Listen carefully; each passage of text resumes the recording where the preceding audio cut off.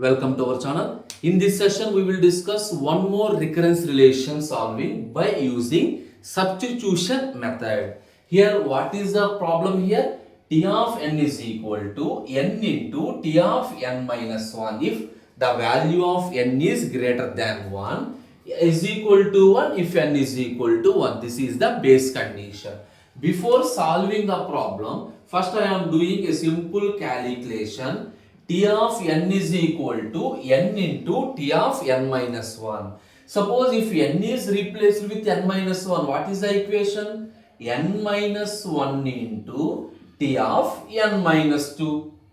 Suppose T of n minus 2 is equal to, here n is replaced with n minus 2 into T of n minus 2 minus 1, that is n minus 3. Suppose T of n minus 3 is equal to n minus 3 into T of n minus 4. Just I am doing some small calculations. Now we are moving to this implementation. See this one.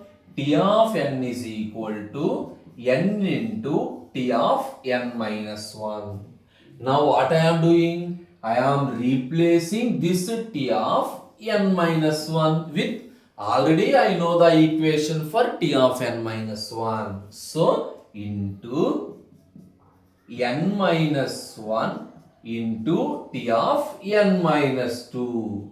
In the next step, I am writing the equation for this statement. So, n into n minus 1 into, this is already existed. What is the equation? This is the equation. So, n minus 2 into T of n minus 3.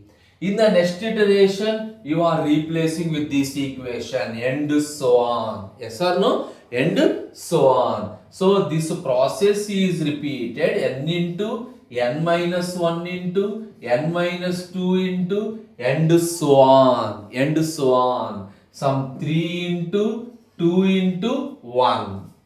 That is n minus 1 number of times. Suppose if you are repeating this one by n minus 1 number of times. So what happened?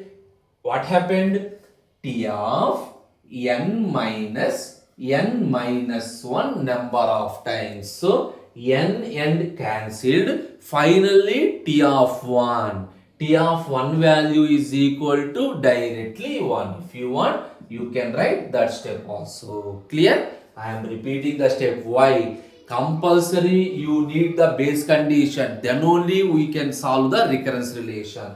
If you observe the pattern, 1 into 2 into 3 into 4 into n minus 2 into n minus 1 into n. What is this one? This is simply the factorial of n.